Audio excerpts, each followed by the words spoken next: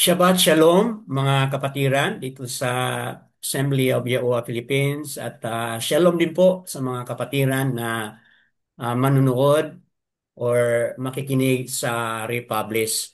Ngayon po ay 6/0/21/2025 po and ang oras po ay 4:26 ng hapon mga kapatid, and of course following the Gregorian calendar, ngayon po ay araw ng Sabado. But sa Yahuwah's calendar, ngayon din po ay seventh day of the week, mga kapatid. Tuwing tayo ay may araw ng pamamay nga, mayroon po tayong Torah reading. So, ngayon po, nasa series tayo, nasa chapter 25 na po tayo ng Yeshayahu, aka Isaiah, mga kapatid. So, bago nating tatawagin si kapatid na Mariam Yao, bigyan ko muna sandali ng konting background. Itong babasahin natin is under the series of Third Oracles, mga kapatid. Third Oracles on the Final End. So, sa nakaraan, na-discuss na po natin yung The Wasted City, chapter 24, 1 and 1 to 20. Then pangalawa po na discuss natin yung Abba Yahuwah's punishment, verses 21 to 23 of chapter 24, mga kapatid. So ngayon, nasa pangatlo po na tayong subtopic under dito sa third oracle. At ano po ito, mga kapatid? Ito na nga po, He will swallow up death forever. So, swallowing up death. Okay, so anong mangyayari sa kamatayan? So, ibig sabihin, finally, matatapos na yung kamatayan. Kumbaga, death will no longer have power over humanity.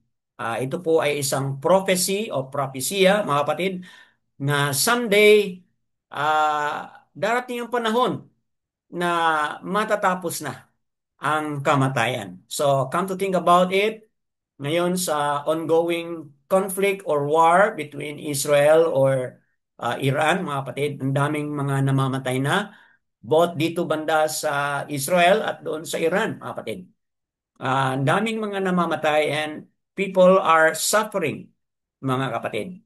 So that being said, itong chapter nito ay magandang balita. It's a message of hope that one day hihinto na or wala nang mamamatay o may katapusan ang kamatayan, mga mga kapatid. So that being said, ano kaya yung mga nasa isip ninyo as we proceed po sa ating Torah reading for today? So let's welcome Sister Mariam Yao to read to us our scripture. Shabbat Shalom sa lahat. Shabbat Shalom. Reading today comes from Yeshayahu chapter 25, verse 1 to 12. Yeah. O Yahuwah, you are my Aluwa. I exalt you. I praise your name, for you shall do a wonder, counsels of long ago, faithfulness, truth, for you shall make a faithfulness. You shall make a city a heap, a walled city, a ruin, a palace of foreigners, to be a city no more, never to be rebuilt. Therefore, a strong people praise you, the city of the ruthless nations fear you. For you shall be a refuge to the poor, a refuge to the needy in his distress, a shelter from the storm, a shade from the heat. For the spirit of the ruthless is like a storm against a wall. You subdue the noise of foreigners as heat in the dry place, as heat in the shadow of the cloud. The singing of the ruthless is subdued. And in this mountain, Yahuwah Shabbaoth, shall make for all people a feast of choice spices, a feast of old wines, of choice spices with marrow, of old wines will refine. And he shall swallow up on his mountain the surface of the covering which covers all people, and the veil which is spread over all nations. He shall swallow up death forever, and the Master Yahuwah shall wipe away tears from all faces, and take away the reproach of his people from all the Arats. For Yahuwah has spoken, and it shall be said in that you see, this is our Alua. We have waited for him, and he saves us. This is Yahuwah. We have waited for him. Let us be glad and rejoice in his deliverance.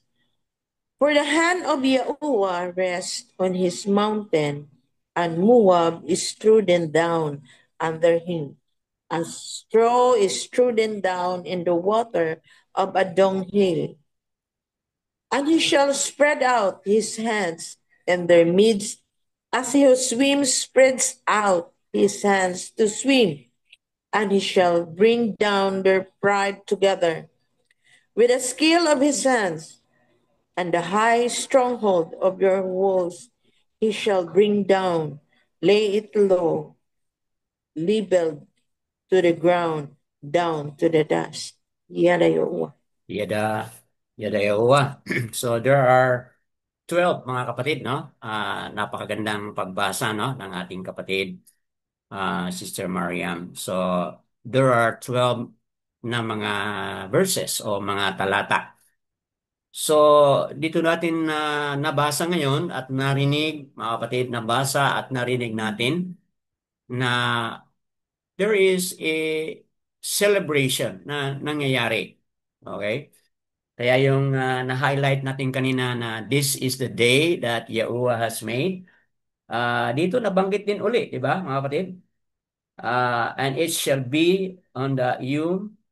Okay, yung nabanggit dito, no? Verse 9, this is Yahuwah, we have waited for him. Let us be glad and rejoice in his deliverance. So, talagang yung phrase na yan, this is the day that Yahuwah has made.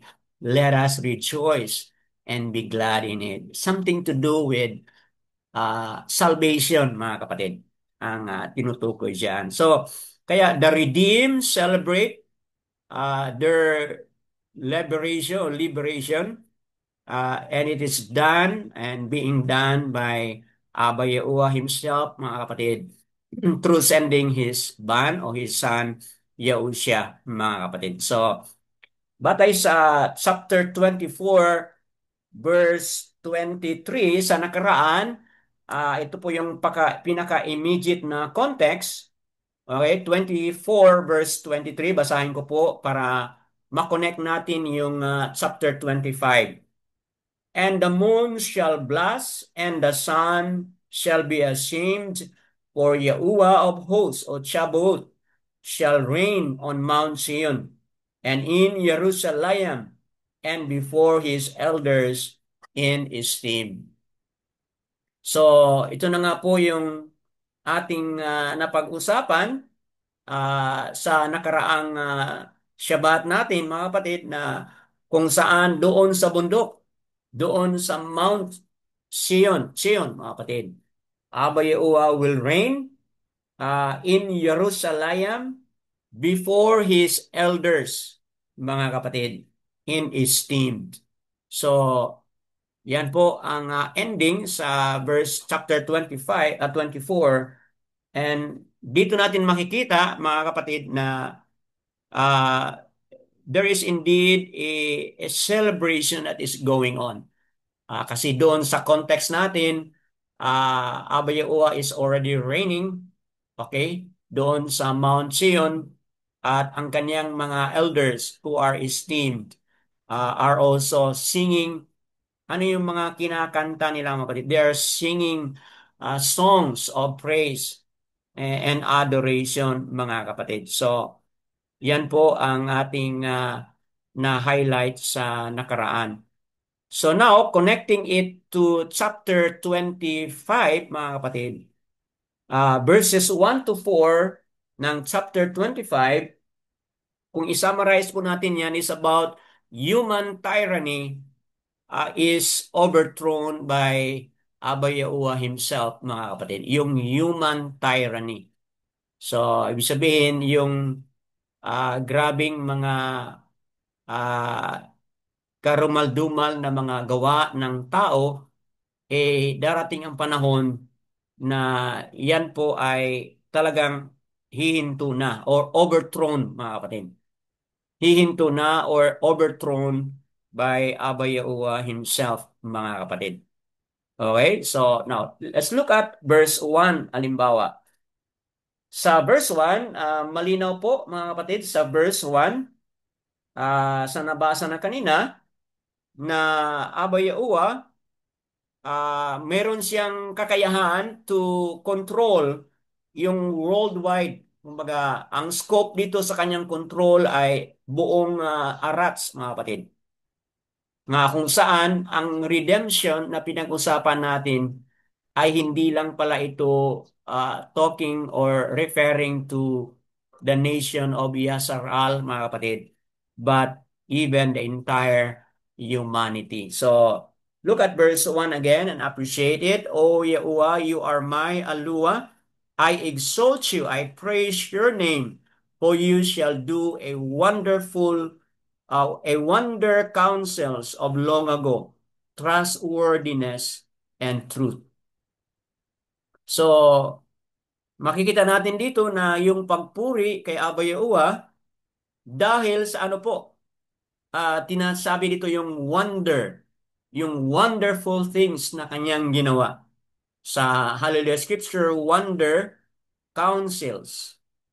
Okay? And take note na it's long ago. Mula pa yan noon, planado na po ni Abay Uwa yung kaligtasan natin. Mula pa yan noon. Long ago. At ano po ang another word? Sinabi niyo ito, trustworthiness. Abay Uwa is trustworthy po. Kung ano po yung kaniyang promise, ano yung kaniyang plan of salvation, yan po talaga ay magaganap o yan po talaga ay mangyayari. Bakit po? Dahil sa highlighted dito sa verse 1 yung word na truth. Kasi yun po ang mga katotohanan na gusto ni Abba Yahuwah na talagang mangyari, mga kapatid. So, yan po ang verse 1 speaks of the remarkable acts of Abba Yahuwah, mga kapatid, na kung saan yung kaniyang supernatural na intervention. That is His supernatural intervention na kahit ang world events, mga kapatid, ay magkakaroon po ng paghinto or pag-submit doon sa kaniyang kapangyarihan. Now, come to think about it, itong digmaan ngayon, no? Kung halimbawa mag-escalate, halimbawa ano yung mangyayari, di ba? Magsanib puwersa po yun. Russia, magsanib puwersa sa Iran. Alam naman natin na they are very much close, mga kapatid. May mga supply ng mga weapons of war. Yan din po ay nanggagaling din po sa Russia yun. Kung sasanib man ang Russia, hindi po manahimik yung China because Xi Jinping at si Vladimir Putin ay they're very very much close, mga kapatid. So, yan po.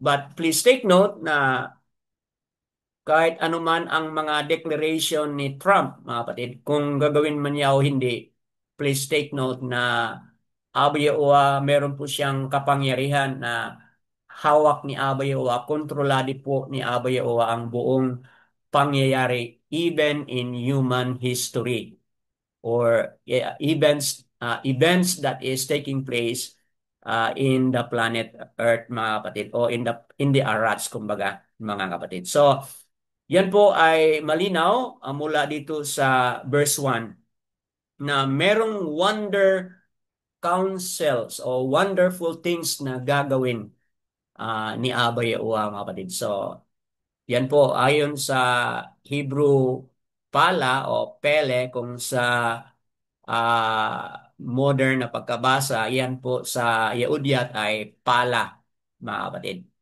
At yung word na pala, ang ibig sabihin po is yung the axe, the mighty axe of Abba Yahuwah, mga kapatid, that prevails over human history, mga kapatid. So, yan po ay magandang balita.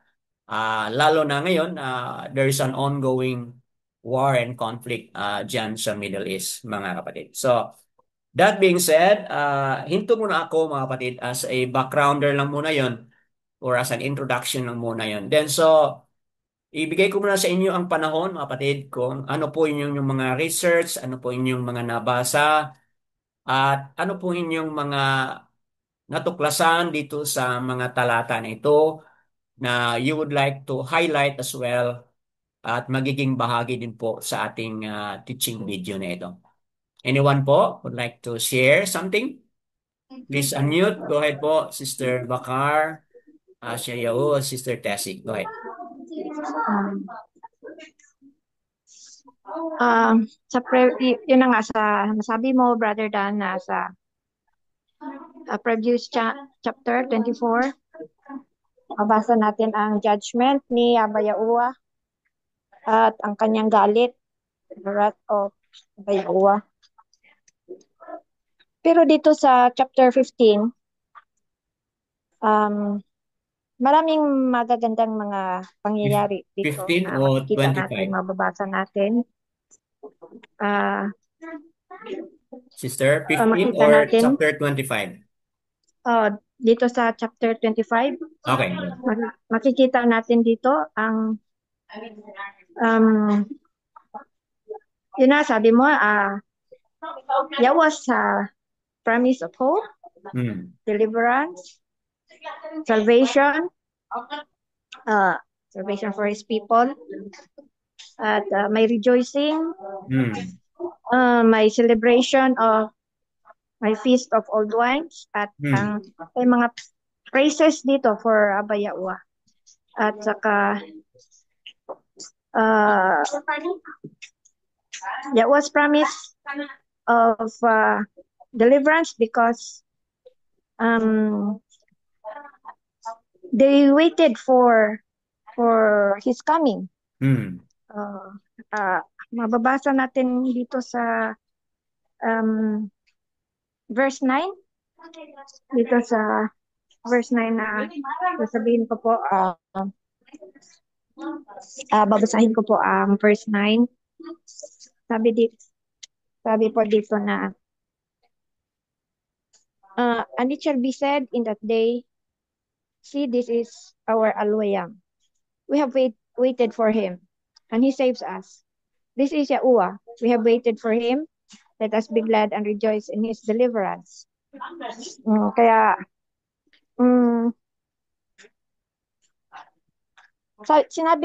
itong sinabi dito about deliverance for, about waiting for Yahuwah, sinabi rin ito sa Psalms 27 verse 14. Sabi dito sa Psalms 27 verse 14, sabi, wait for Yahuwah, be strong, and let Him strengthen your heart. Wait, I say on Yahuwah. May sinabi rin dito sa verse 9 about deliverance na mabasa rin natin sa Genesis 49 verse 18. Ang sabi dito ay, I have waited for your deliverance, O Yahuwah. Kaya bilang mga Yahuwah believers, alam kong may paghihintay din tayo kay Abba Yahuwah. Kagaya ng sabi ni Yeshayahu na may mga paghihintay na nangyari habang habang naghihintay tayo, kaya bayawa as believers, pakita natin sa gawa na sinusunod natin ang kanyang mga kautusan. Yan. Yung waiting natin ay hindi lang sa salita na naghihintay tayo sa kanya, kundi pati na rin sa gawa, sa pamamagitan ng pag-observe ng Shabbat at appointed times at pagpapakita ng pagmamahal sa ating kapwa-tao at lalo-lalo na maglakad tayo sa narrow road. Ayun lang talaga ang gusto ni Abayawan na mag mamuhay tayo ng righteousness just like his son, Yahushua HaMashiach. Yan lang po, Brother John. Okay, so yada yawa mga kapatid sa na-highlight ni Sister Bakar Asya Yawo, Sister Tessie, kung saan let's keep waiting mga kapatid dahil ang promise na deliverance, promise salvation is soon to come mga kapatid, as we are waiting for that day, as highlighted already. So habang naghihintay, yun, no, hindi tayo mag-passive na hintay, naghihintay na lagi lang nakatingin sa taas, but let's do something po. And what is that? And that is focus tayo doon sa pag-obey, pag-observe ng Torah at Shabbat, pag-observe ng mga feast, mga kapatid. Yun po ang ating waiting. Keep busy in doing what is pleasing in the sight of Abba Yahuwah. Yun po ang ating obedience. At sa na-highlight na rin po yung ating pagmamahal sa ating kapwa, lalo na sa ating mga co-believers natin mga kapatid. So, yada Yahuwah po. So, anyone else would like to add? Ano pa po ang nasa inyong mga isipan or things na you would like to bring out from these 12 verses? Anyone?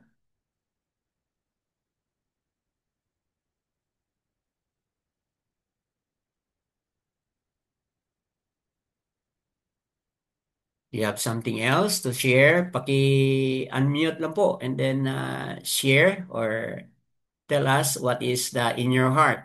O may nabasa kayo, may na-research kayo. Please share something po.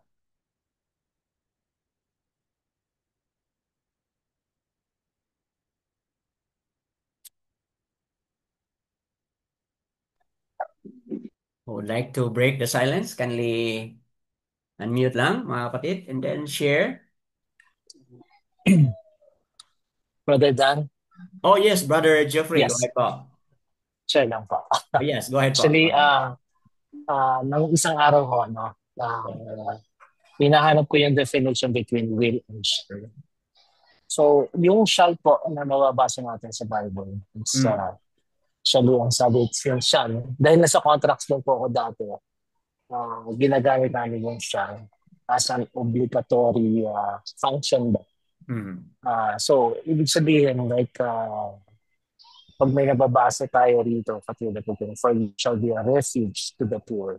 So, siya, gagawin niya yon out of his obligations, with the covenantal agreement with his people. So, and then he will do it kasi yun yung promise niya.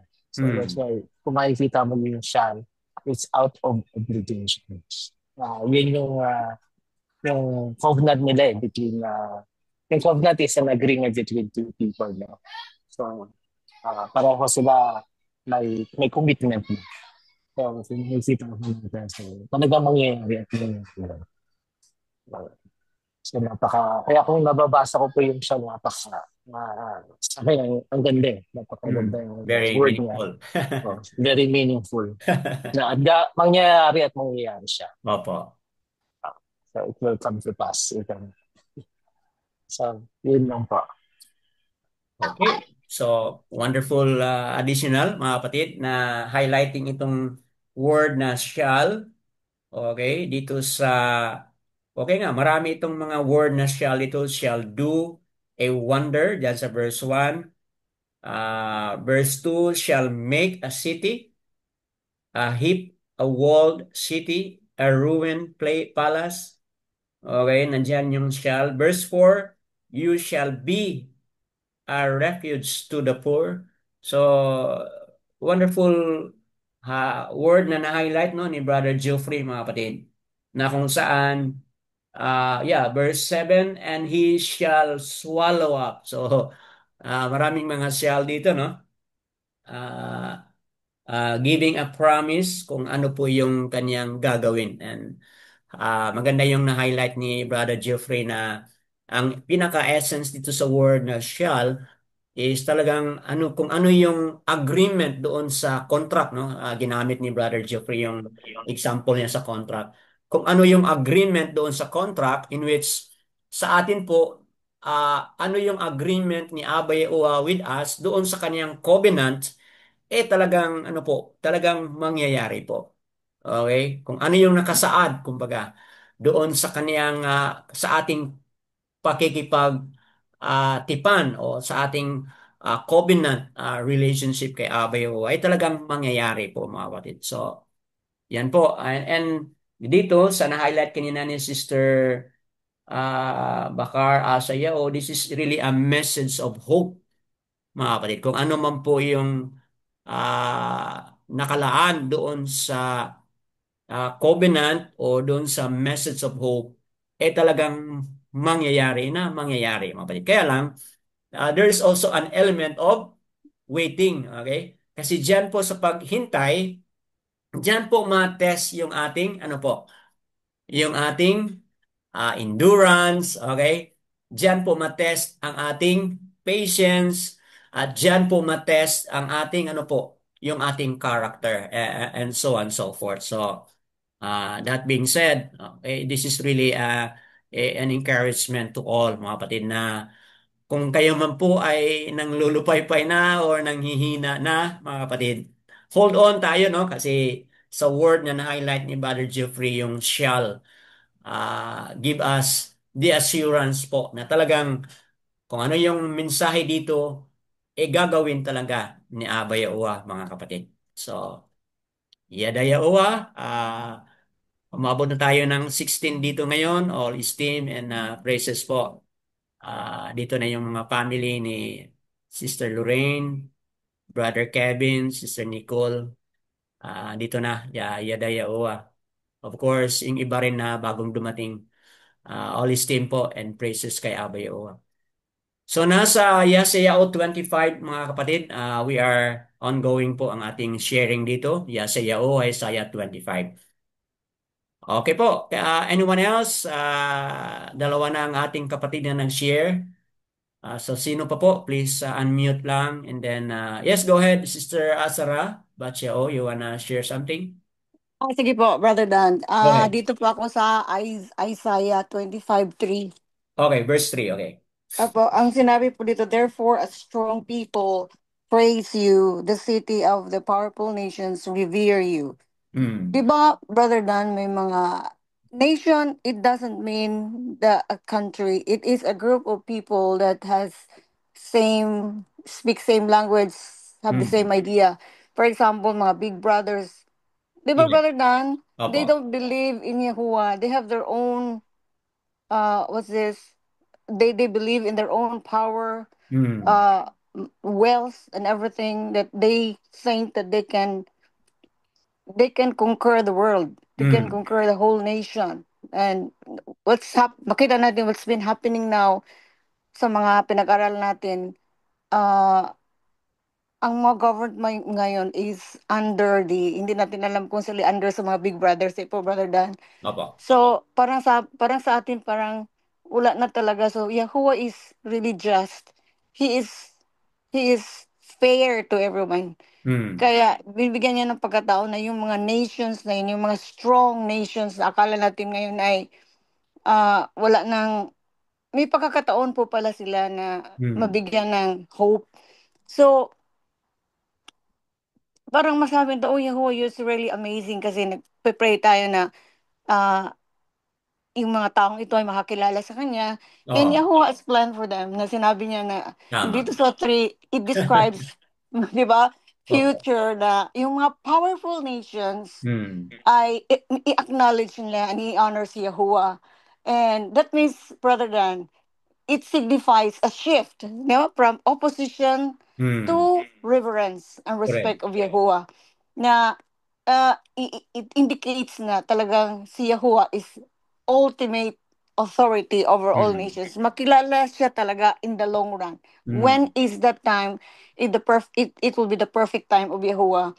So, ito ang prophecy na to is like itong Isaiah is 'di ba po prophecy, a larger prophecy about Yahuwah's judgment and deliverance. Opo. And then it will lead sa time of peace and restoration to those who kailang to those who follow him. So Hmm. everybody will be given a chance, even the strong people, strong nations, they will be given a chance. But then, po, Brother Dan, kung mamatigas sila, kung mamatigas yung mga taong yun, wala pa rin po, no? But then, Yahuwah continues to Hmm. give chance to people. Kaya, yung mga taong mga gano'n ay binibigyan ng chance, how much more pa rin tayo ngayon na nakikita na yun na we are trying our very best. Kaya sabi Hmm. niyo po kanina na, na huwag tayo parang ni Juan Tamad na Hmm. just to wait for the apple to, ano ba yun? Oh, opo.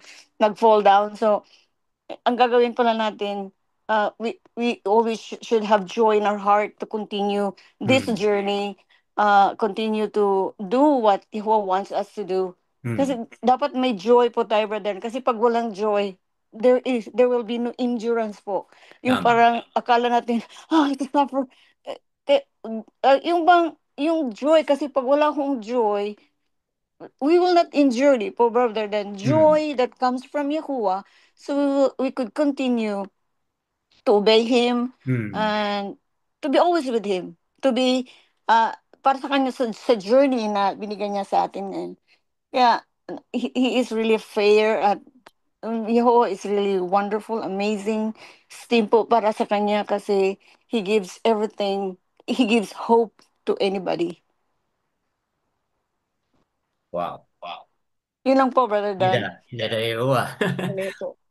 Wonderful explanation, mga kapatid, no? Very well said. Dagdag ko lang yung issue on the joy, no?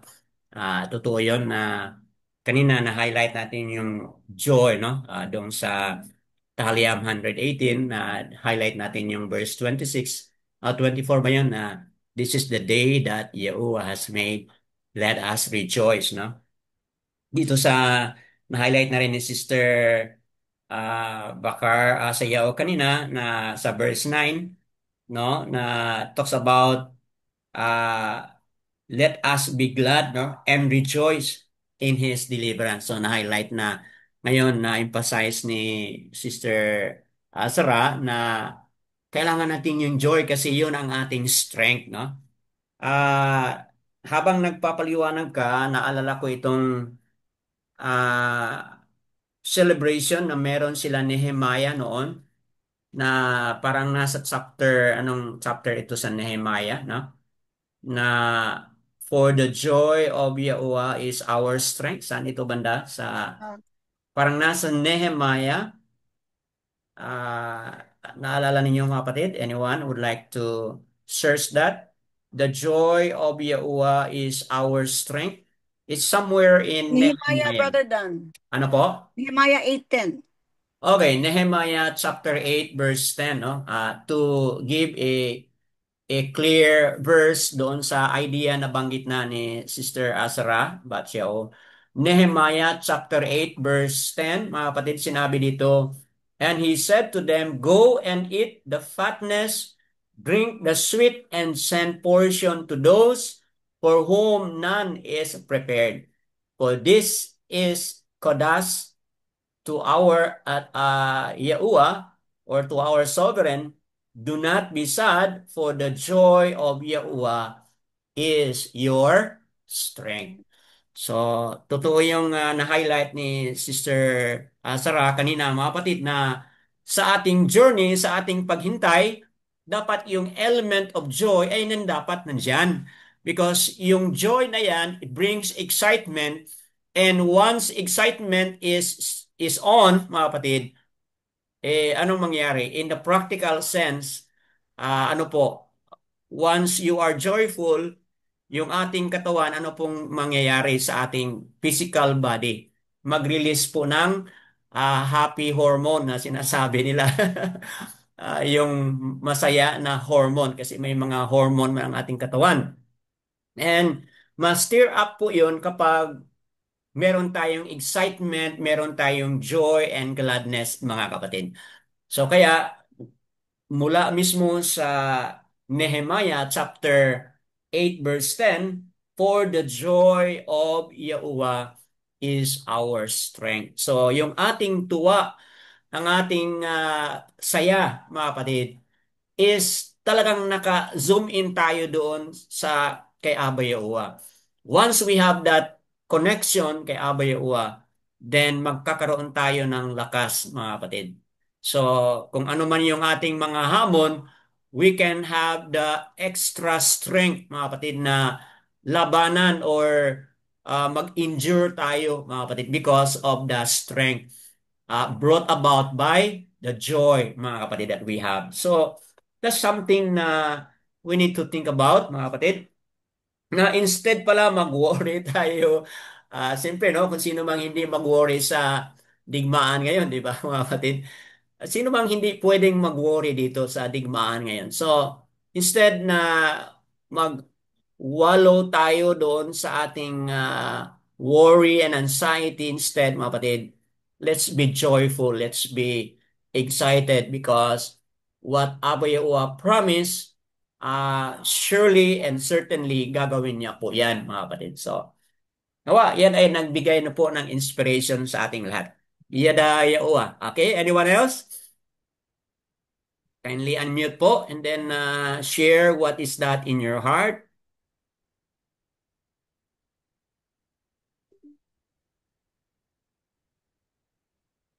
Opo. Is there anyone else? Kindly unmute lang po if you have something to share, mga kapatid. Okay. To make use of our time, mga kapatid, let me proceed po explaining some key words or key verses. And then later on, as you continue to allow your mind to also process. And then, balikan ko kayo mamaya, mga kapatid, kung ano po yung mga saloobin, okay? As after we explain some important words here. Dito tayo sa verse 2, talks about the city. Okay? Ang siyudad, ang pinag-usapan nito, city, kung saan ang mga city, kapag ito ay well fortified o well walled, mga kapatid, talagang matibay yan, mga kapatid, di ba? Ngunit kapag may mga invaders, anong mangyayari dito sa mga city na yan? Kahit sila ay matitibay, anong mangyayari kapag may mga invaders, mga kapatid?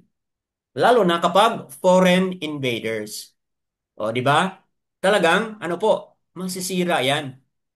Kasi noon, ang digmaan nila noon, mga kapatid, talagang paghandaan nila yan. Kapag merong isang siyudad na well-fortified city na yan, talagang hindi sila pupunta roon kung wala silang mga dalang mga kagamitan, mga kapatid. So, yan po, makikita natin yan as we look at it, mga kapatid, sinabi dyan na itong mga fortified city, walled city, masisira yan, mga kapatid. And this city will be no more, mga kapatid, never to be rebuilt. So, ito pala ang isa sa mga ipahintulot ni Abba Yahuwah na mangyari bago matapos ang lahat, mga kapatid. Yung mga fortified cities known for its power and might, mga kapatid, yan po pala ay masisira as proclaimed o as prophesied dito, mga kapatid. Okay, so sa verse 3, na-highlight na kanina ni Sister Sarah Batcheo, na it speaks about a message of hope na oo nga, may mga group of people ngayon na sinasabi natin na quote and quote mga big brothers, Okay? Hindi sila tinatawag nating mga big brothers dahil sila ay tumutulong. Hindi po. Sila ay mga big brothers dahil nagiging mga big sila dahil sa kanilang greediness, kasakiman. Okay? Mga mayayaman ito sila, mga kapatid. Sila po yung, dahil sa kanilang super na yaman, sila po yung nagakontrol sa mga politicians, mga kapatid. So ngayon, wala talaga silang pagkilala kay Abba Yahuwah. But one day pala, someday, darating ang panahon, ito sila ay kumikilala po. They will bow down and they will praise Abba Yahuwah. And also with nations. Maraming mga nations ngayon na ma-consider natin na they do not call, they do not recognize Abba Yahuwah. Hindi po, marami po mga kapatid. Yet one day, silang lahat ay magbigay ng esteem o bigay ng papuri, mga kapatid, kay Abba Yahuwah. So, yan po. Yes, describing them as ruthless nations, mga kapatid, and yet time will come, they will revere. Okay? They will acknowledge Abba Yahuwah. So, sa timeline o sa time frame, kailan kaya ito mangyayari? Mamaya, balikan natin yan, mga kapatid, as we proceed. Verses 4 to 5, okay, mga kapatid, verses 4 to 5, speaks about, ano po, refuge, no? Speaks about stronghold. For you shall be a refuge to the poor, a refuge to the needy in his distress, a shelter from the storm, a shade from the heat. Okay? So, bakit po yan, mga kapatid? Because of kung ano yung mga ginagawa ng mga ruthless. Okay? Kung ano yung mga ginagawa ng mga tao na walang takot kay Abba Yahuwah, mga kapatid. And take note, itong mga ruthless, meron silang mga awit. Okay? Yung kanilang mga awit is song of arrogance, song of boasting, mga kapatid. But, ano po yung sabi ni Abba Yahuwah, according dito sa prophecy, time will come, mga kapatid, na ang lahat na yan, ano po mangyari? Okay? Sila po ay ma-overthrown, mga kapatid.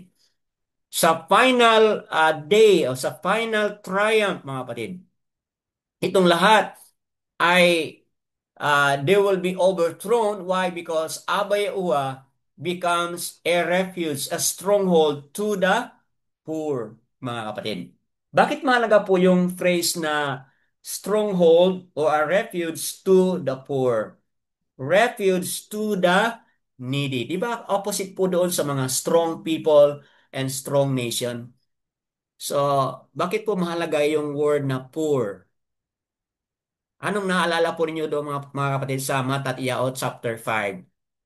Blessed are what? Sino po yung baruk doon, mga kapatid, sa Matat Yaot chapter 5? Di ba, mga kapatid? Poor in spirit. Tama. Blessed are o baruk are the poor in the rook. Okay, poor in the rook. Saan po yun makikita?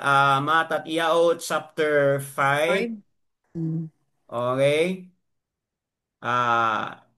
Kung verse 3 po, Baruch are the poor in Ruk, because theirs is the reign of Shamayam. Verse 4 po, Baruch are those who mourn, because they shall be comforted. So, mga kapatid, coincide with what is prophesied dito sa Yeshayahu, kung saan those poor take refuge in Abba Yahuwah. Kaya ayon sa declaration ni Yahushua, they are Baruch. Bakit po? Because they are poor in the rook, mga kapatid. They are poor in the rook. They are Baruch because they indeed take refuge in Abba Yahuwah, mga kapatid. So yan po, verse 4 to 5. Moving on dito sa verses 6 to 8. Ito na po yung summary sa 6 to 8. Human sorrow is relieved or relieved by Abba Yahuwah. So, meron pong comfort, mga kapatid, na mangyayari. Meron pong lunas na mangyayari verses 6 to 8, mga kapatid. Okay? So, yan po. Verses 6 to 8, and in this mountain, okay, Yahuwah of Sabaoth shall make for all people a feast of choice pieces of old wines, choice uh, pieces with marrow of old wines and well refined. Okay? So, meron pong ah, message na mangyayari mga kapatid na merong relief. Okay? So, yung relief na iyan, magkakaroon po ng masasabi natin na ah, may offering of feast na mangyayari doon sa mountain na iyon, mga kapatid. Okay? And take note, for all peoples ang sinabi diyan. Fullness of Yahuwah's salvation includes of all people, mga kapatid. So, kung titingnan natin, na yung kaligtasan pala ay hindi lang yun para pang Yasharal o born Yasharal, mga kapatid. But ang kaligtasan talaga ay para sa lahat ng mga tao, mga kapatid. For all people. So, very inclusive po, mga kapatid. Hindi siya exclusive but very inclusive, mga kapatid. But take note na yung feast ay gagawin doon sa Mount Zion, mga kapatid. So, ang katanungan ngayon, ano ba yung feast na pinag-uusapan dito na may mga inuman ng wine, okay? Choice pieces, a feast of old wines, choice pieces with marrow of old wines. Ano po yung feast na pinag-usapan dito, mga kapatid?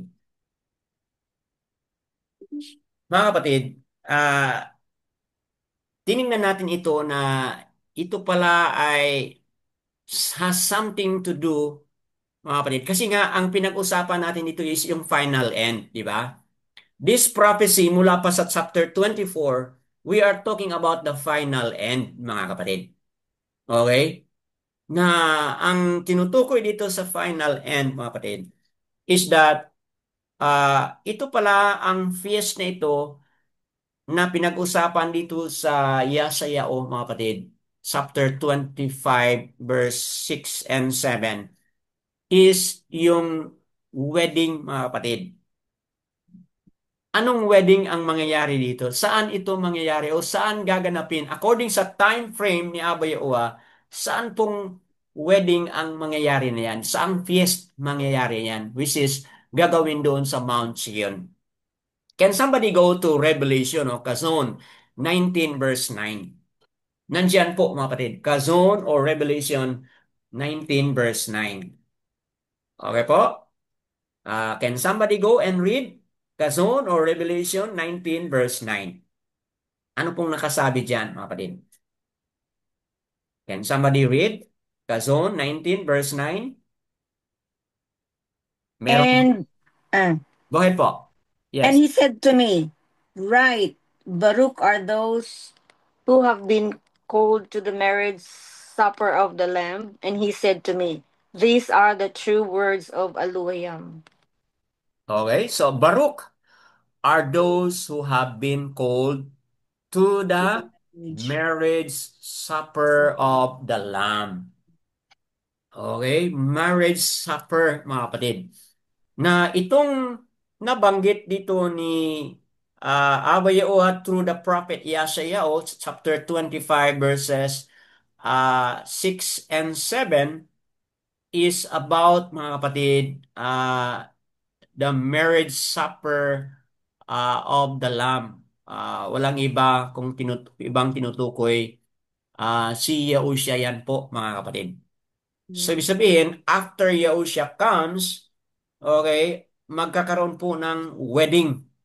Okay, marriage supper of the Lamb, mga kapatid, ang mangyayari dito. Okay, so doon sa feast na yan, doon sa wedding na yan, talagang piyestahan po yan talaga, mga kapatid.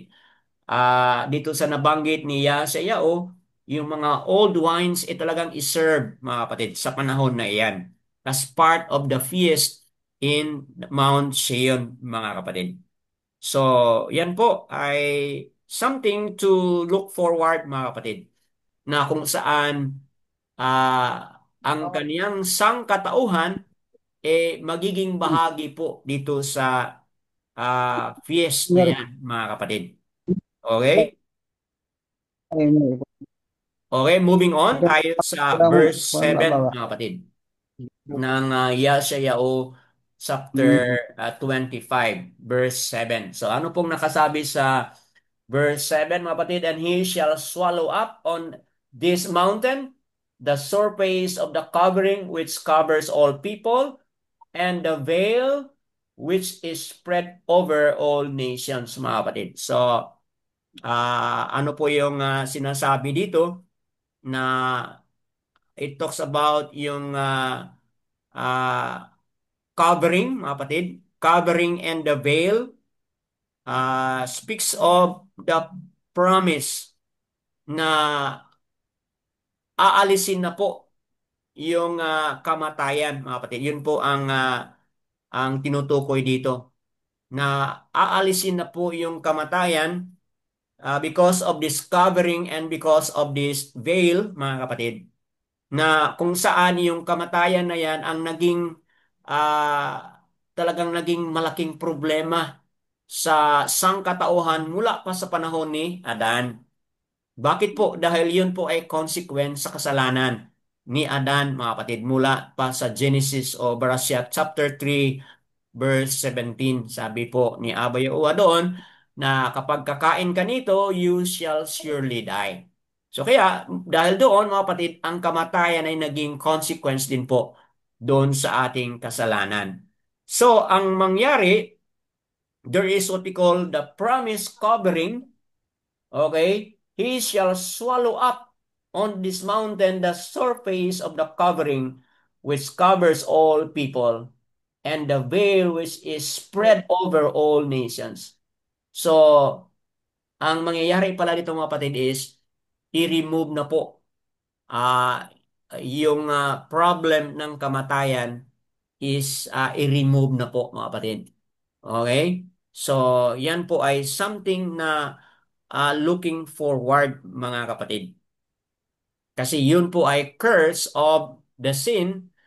Kaya lang, sa panahon na iyan, aalis na po o maalis na po yung curse na iyan, mga kapatid. So, tingnan natin yung Kazon 22. Can somebody go there? Revelation 22 verses 1 to 3 po. Kung yan ay maaalis na, so ano na yung mangyari, mga kapatid? Okay? Bago basahin yung Kazon 22, basahin ko muna itong verse 8, mga kapatid. Okay? Verse 8, He shall swallow up death forever, and the sovereign Yahuwah shall wipe away tears from all faces, and take away the reproach of his people from all the arats, for Yahuwah has spoken. Relate po natin yan doon sa Kazon 22. Ano po yung mangyayari doon sa Kazon 22, mga kapatid? Para maintindihan natin yung timeline. Kasi we are talking about the final end. Kailan ba ito mangyayari? Na magkakaroon ng wiping out of tears dahil nga yung kamatayan ay swallowed up already or hihinto na yung struggle on death, mga kapatid. Sino magbasa po ng Kazon 22? 1 to 3 po. O Revelation 22, 1 to 3. Anyone?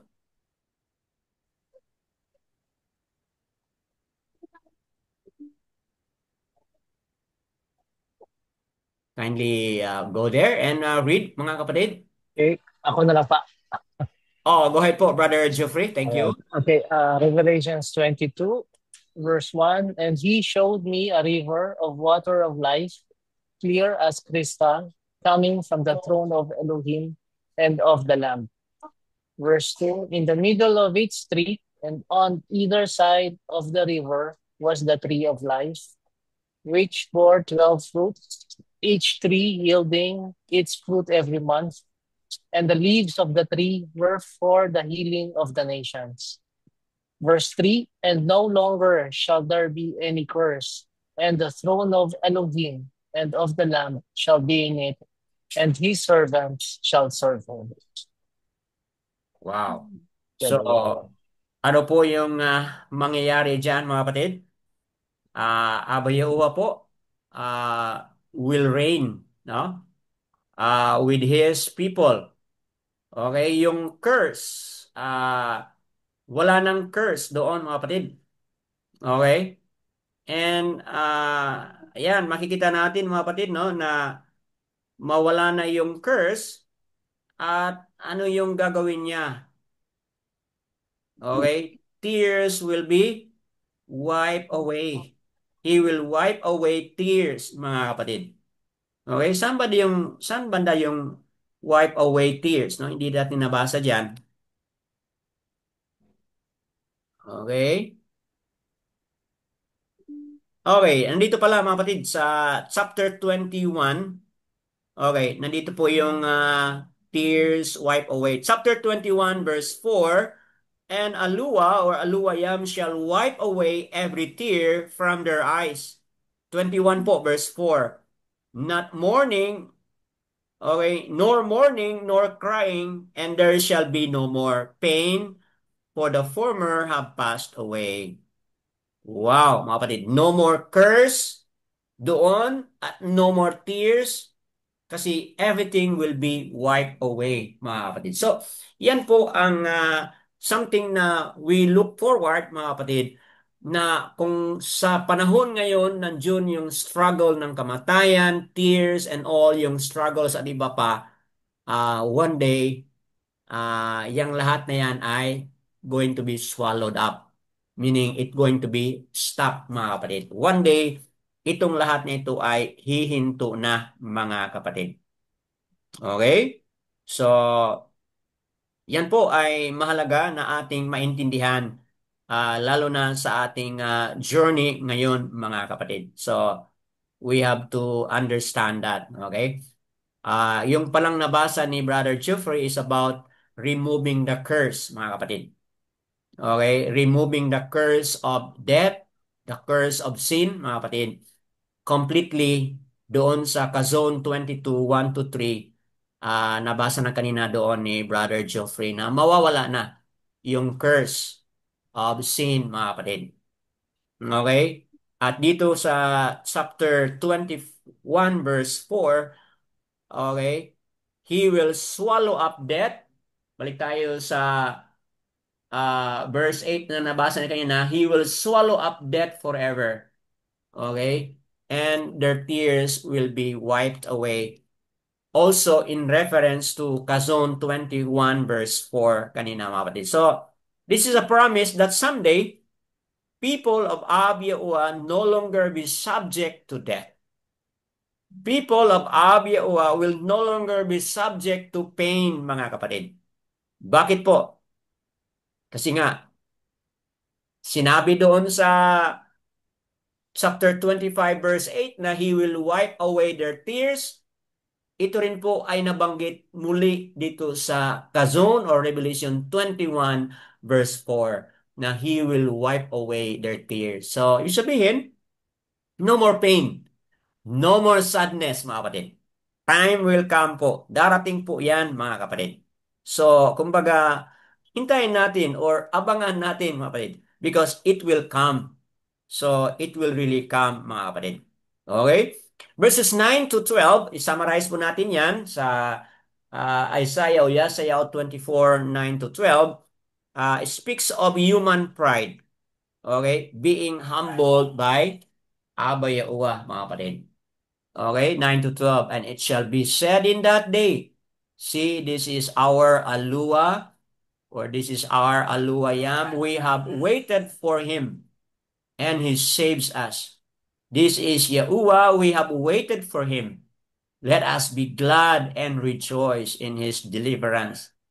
For the hand of Yahuwah rests on this mountain, and Moab is trodden down under him, as straw is trodden down in the water of a dunghill.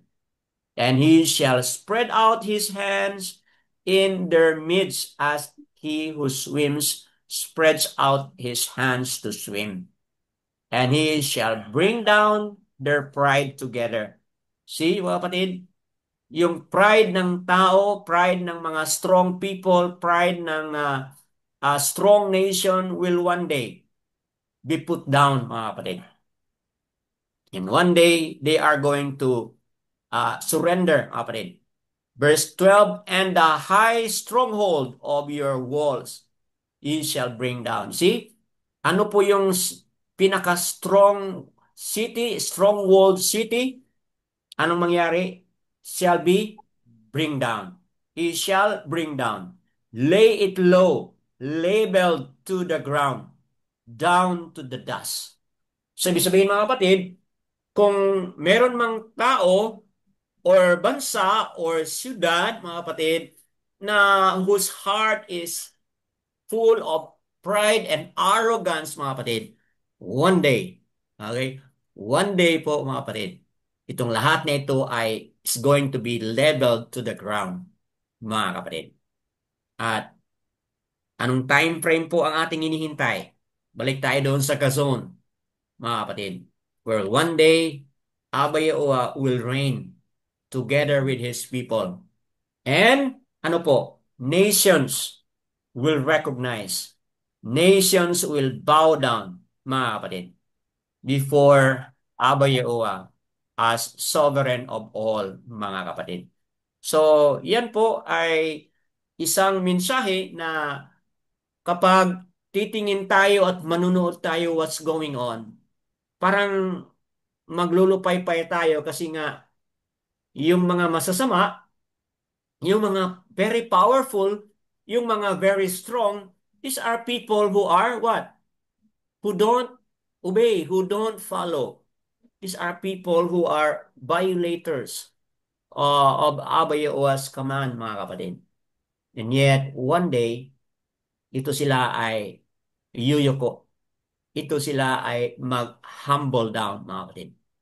So, nawa, sa pagkakataon, as highlighted kanina ni Sister Azra, nawa, sa pagkakataon na binigay ni Abba Yahuwah sa kanila, nawa, hindi nila i-miss ang opportunity na mayroon pang panahon.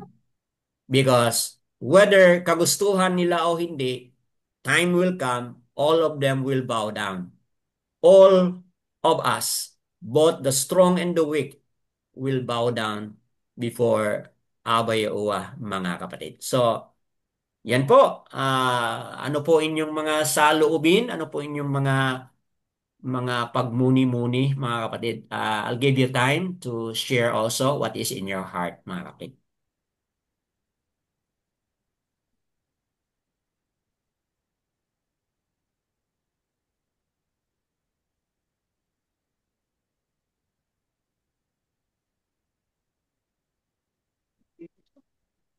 Anyone po would like to share?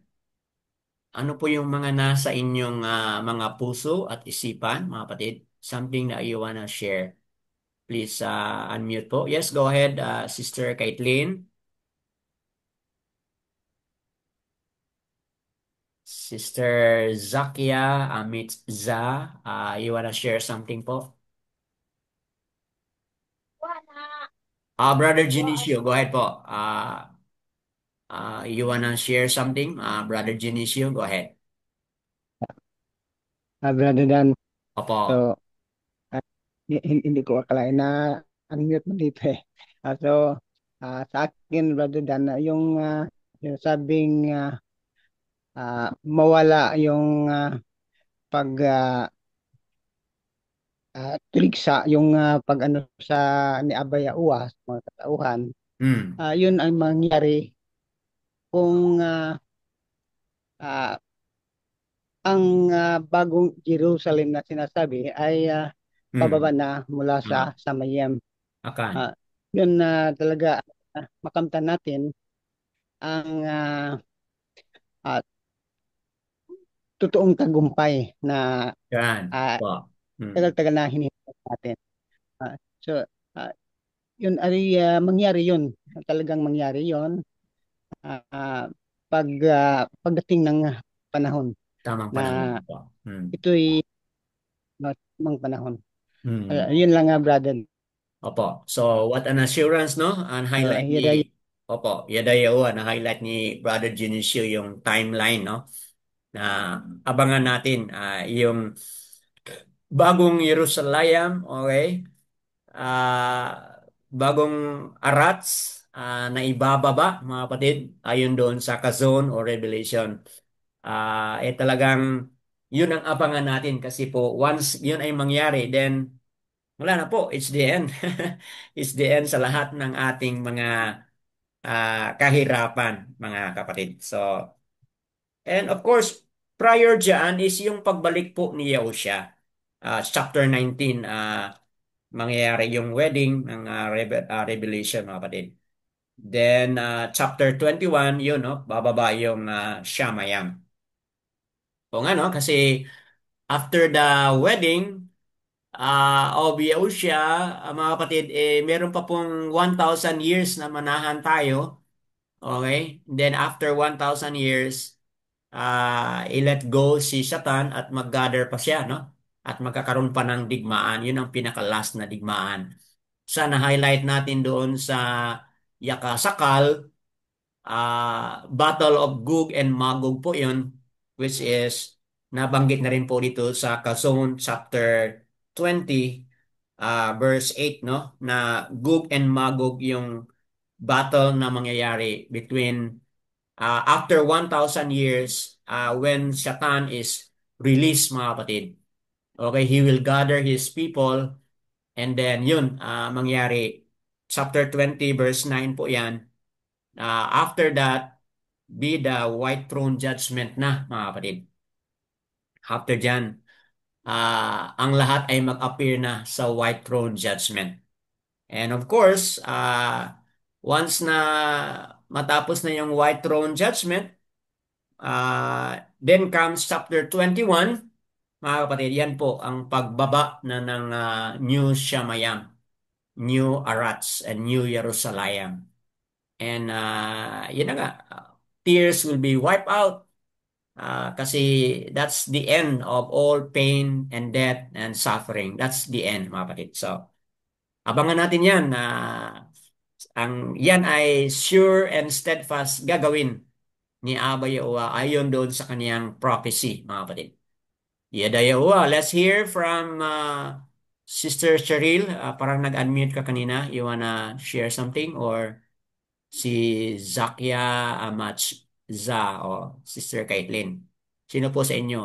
Kindly unmute lang.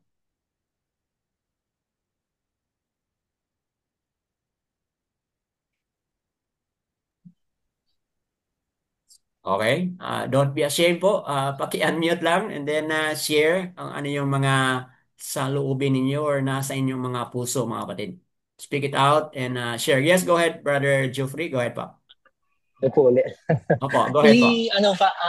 Maganda po yung una niyo sinabi kanina na everything has been planned from the beginning Opo. ni Yahuwah. No?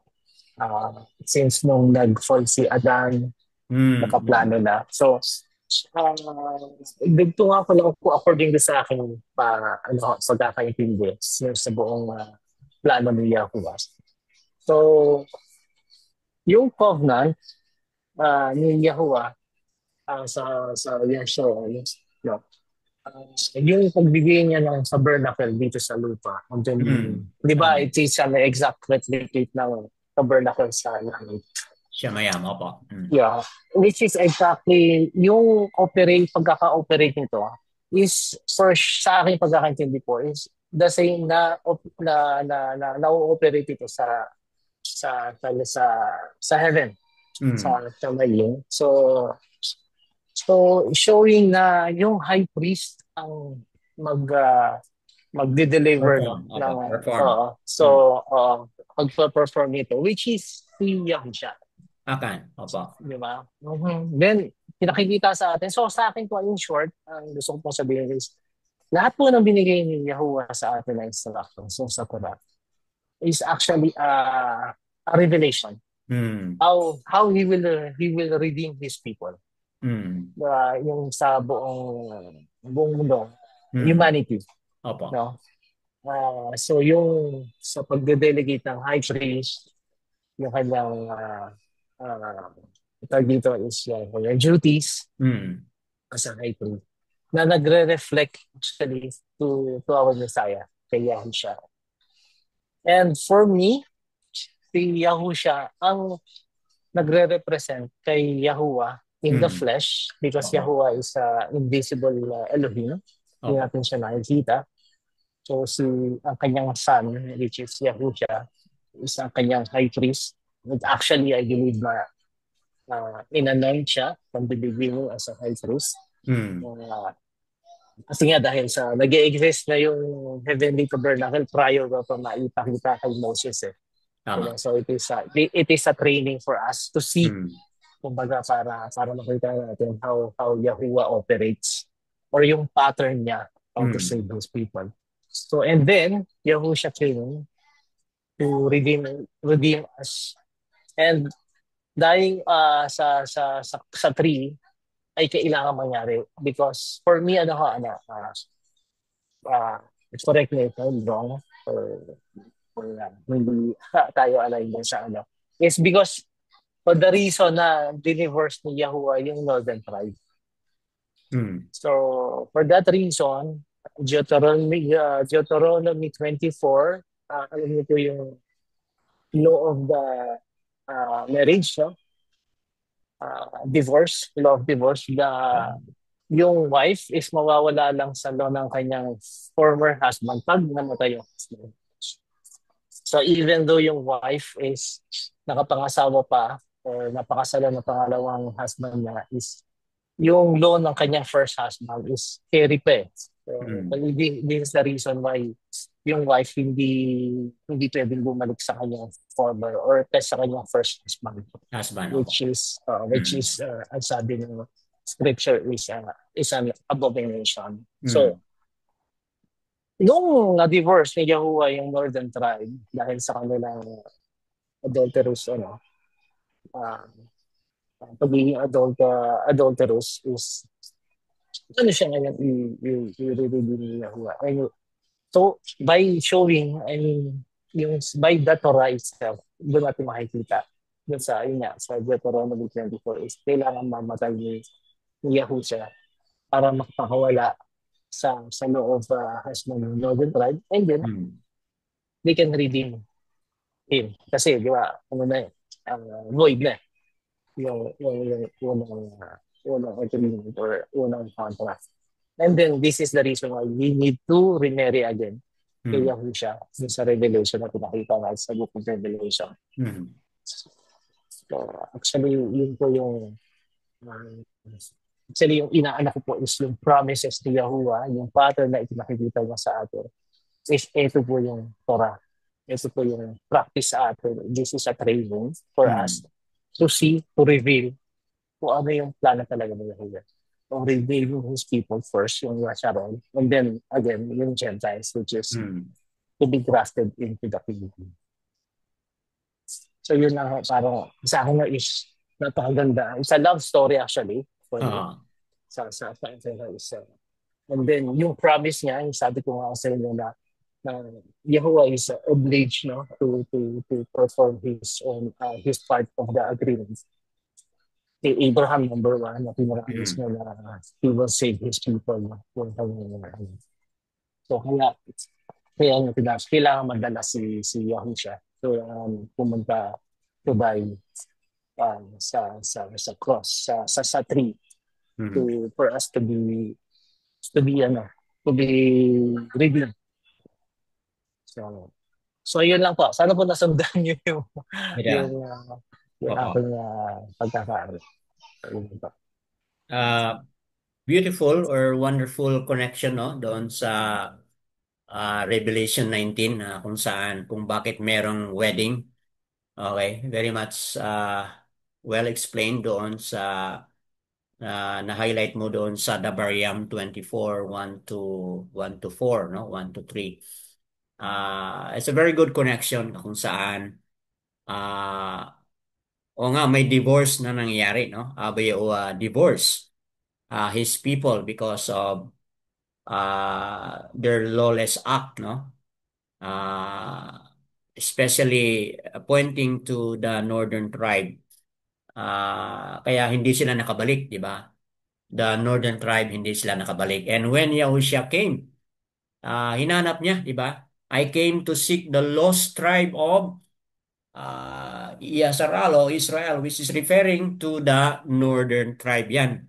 Kasi yung pinuntahan niya doon o naabutan niya doon ay yung southern tribe na yun na nakabalik, okay, nakabalik mula sa Babylonian captivity. Okay, sila kasi yung nakabalik. After Babylonian captivity, they were slave for 70 years. Then after 70 years, bumalik na sila doon sa Yehuda o Judah, mga kapatid. And when Yahushua was born into the flesh, yung mga Yehudiam na nandoon ay yan ay mga tribe of Yehuda and Benjamin, mga kapatid. So, kaya nung sinabi ni Yahushua, I came to seek the lost tribe of Israel o Yasharal kasi nga ang northern tribe sa panahon na yon hindi pa sila nakabalik. Okay, so what a wonderful picture na through the death of Yahushua, okay, though merong divorce na nangyari, but kung sino po yung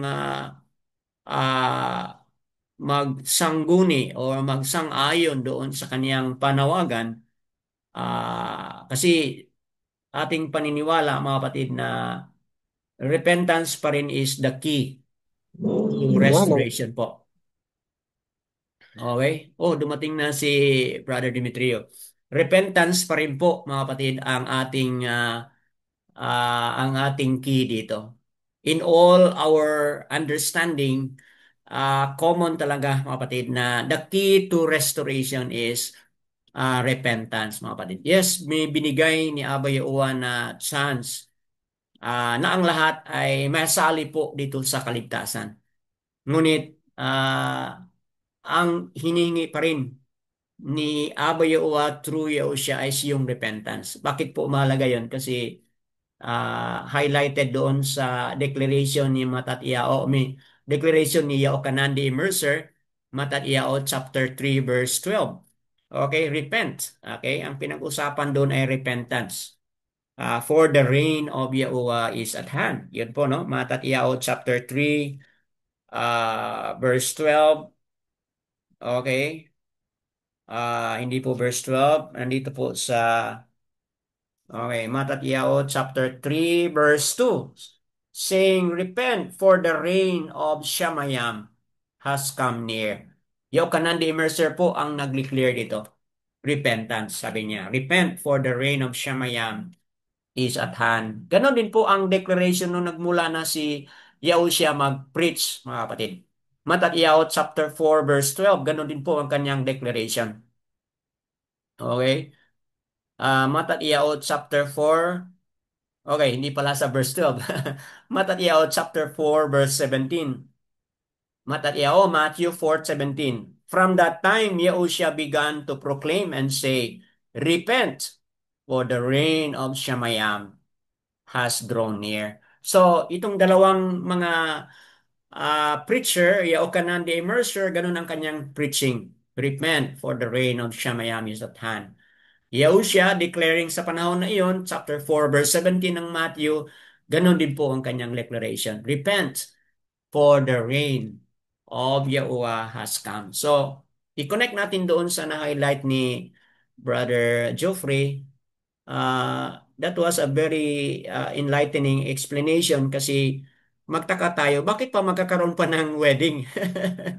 Okay? So, yung wedding pala doon sa Revelation chapter 19 has something to do with the divorce that took place. Dahil nga Abayawa divorced his people because of their sin, their lawlessness, and their wickedness, mga kapatid. So, the picture is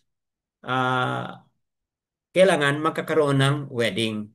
Okay? So, yung wedding na yon is to make an official and a final declaration of restoration of that covenant, of that relationship, mga kapatid. So, and that wedding will take place after Yahushua comes.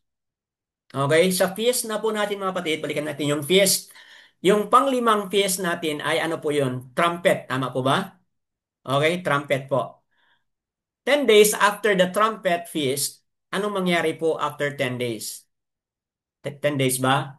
Meron tayong tinatawag na ah, atonement. Atonement? Okay? Atonement. Feast of Atonement, mga kapatid. Mm. Ah, Yom Kapurim ba? Yom Kapuriam, kung di ako nagkamali. Yom Kapuriam po. 10 days after the Feast of Trumpet, which signifies the coming of Yahushua po. So, yung sabihin, after Yahushua comes, mga kapatid, 10 araw mula dyan, doon na yung tinatawag natin na atonement, Feast of the Atonement. At ano po yung mangyayari sa Feast of the Atonement? Sa na-highlight ni Brother Geoffrey kanina, yung high priest, siya po yung pupunta doon sa mercy seat, doon sa pinakabanal na lugar, mga kapatid.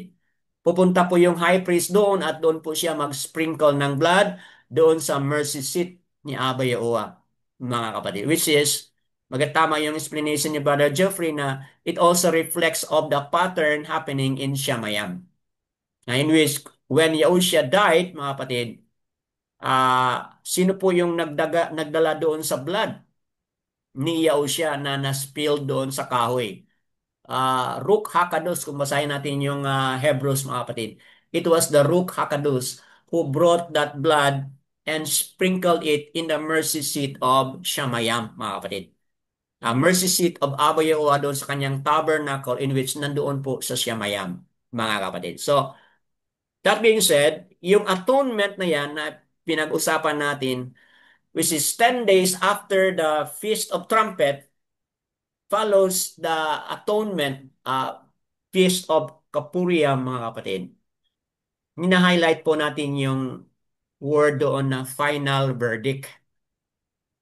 Final verdict, which is there is now the separation of the sheep and the goat doon sa kwento doon ni Yahushua sa Matatyao, mga kapatid. Okay, in which the sheep and the goat ay ma-separate na po doon, mga kapatid. And please take note, mga kapatid, after the separation, okay, yung parable of the wheat and the darnel, kasama rin po doon dyan sa interpretation na yan, kung saan there is what we call a separation, mga kapatid, na mangyayari. Official separation. Then, after the feast of the Kapuriam or Atonement, mga kapatid, kung hindi ako nagkamali sa aking counting, 5 days after niyan, ang ano yung kasunod natin na feast? This is yun na ang last. Feast of Sukkot o the Feast of Tent, the Feast of Tabernacle, mga kapatid. Na kung saan 7 days tayong manahan doon, mga kapatid, yun po pala ay also significant of the future, what, mga kapatid? Na future na wedding. Okay? And after the wedding follows, yes, after the wedding follows what? The 1,000 years. So, are you beginning to understand and appreciate the feast, mga kapatid?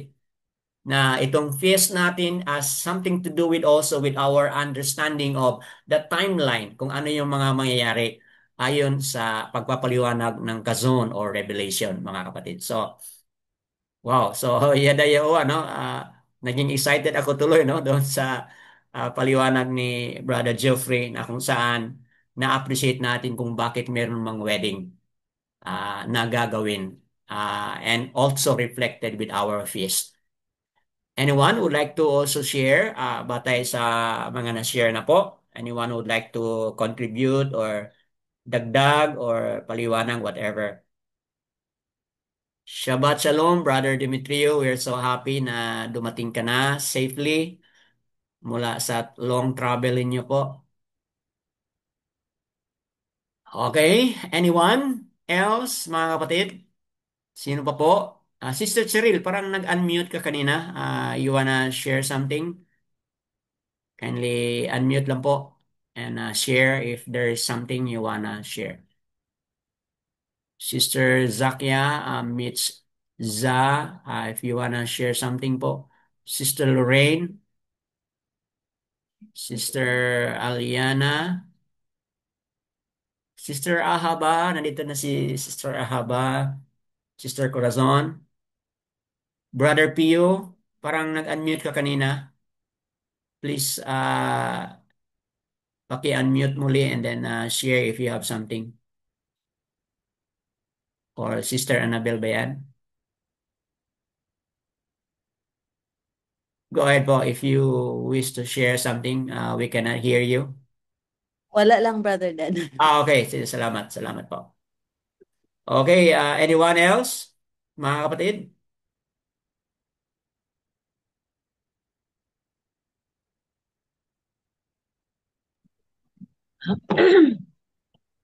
Yes, go ahead, Sister Aliana. Go ahead po. Asan, Yao?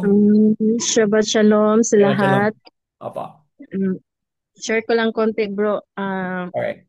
No, yung sa mga nangyayari sa buong daigdig natin ngayon. Parang wake up call na talaga no na kailangan na talaga nating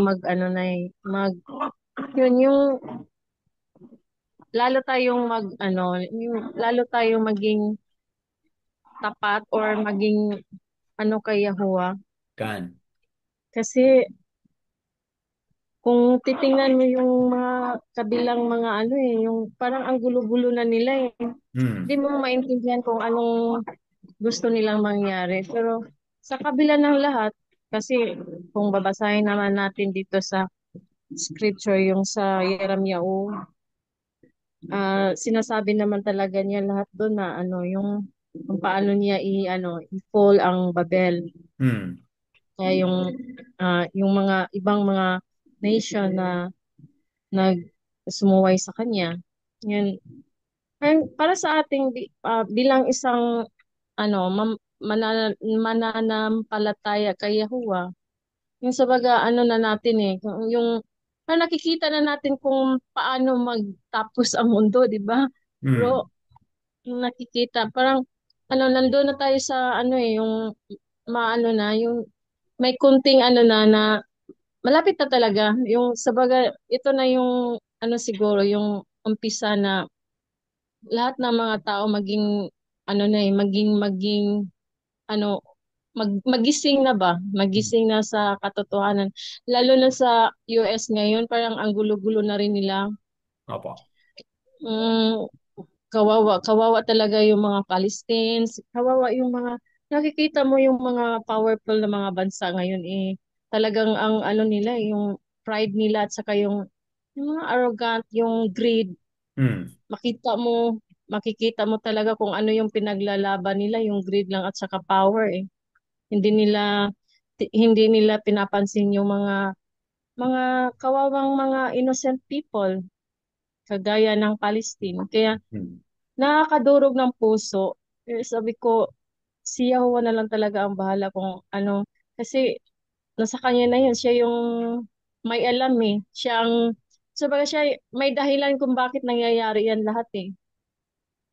Fulfilling talaga sa prophecy. Opo.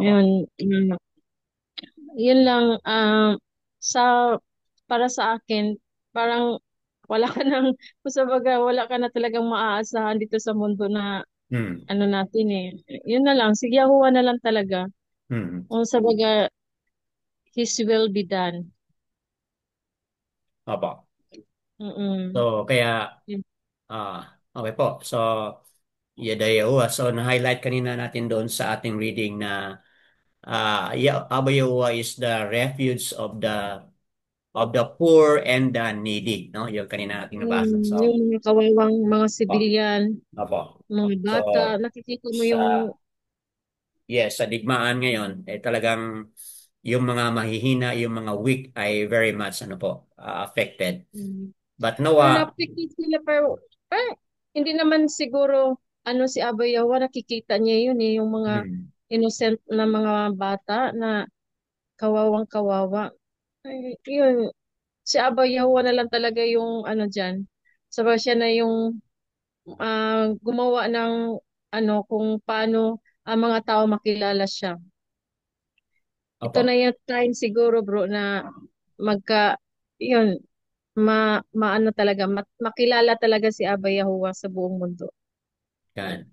So, Mm-mm. yada, yada Yehowa po. Tama, no? So, Salamat. ah, yan Yan, po ang ayaw. ating, po, that's really a call for prayer, no? On our part, mga kapatid, na ah, manalangin tayo para sa mga victims of war na kung saan, not to mention, no? Hindi pa natin, not to exclude the victims of war doon sa Ukraine, di ba? So, marami silang mga scattered na ngayon na mga kababayan nasa iba't ibang mga lugar dahil sa bigmaan doon sa Ukraine. So, ngayon, padagdag na naman po itong Iran, bago pa nag-ano itong mga Gazans, okay? Yung mga Palestine, kumbaga, they're also very much affected. So, mga kapatid, there is a call for us to pray, no?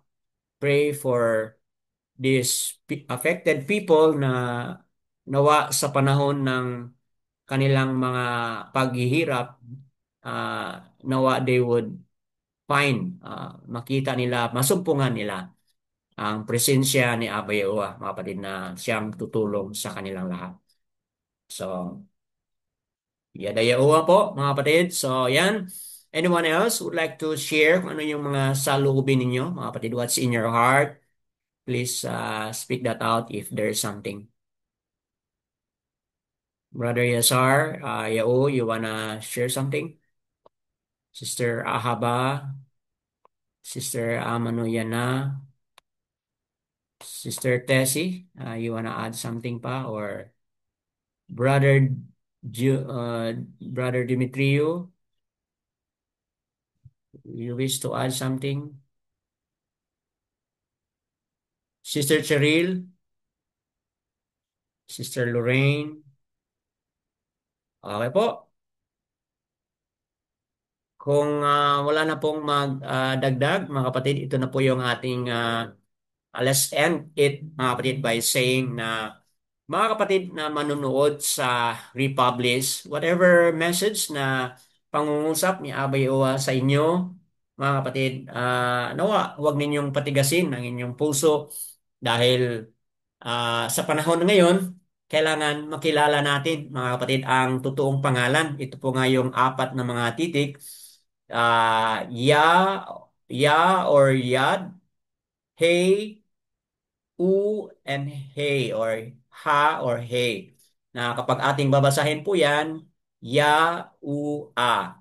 Ya-u-a. Ya-u-a po ang ating Aba na makapangyarihan sa lahat, mga kapatid. And ito po ang pangalan din po ni Yahushua.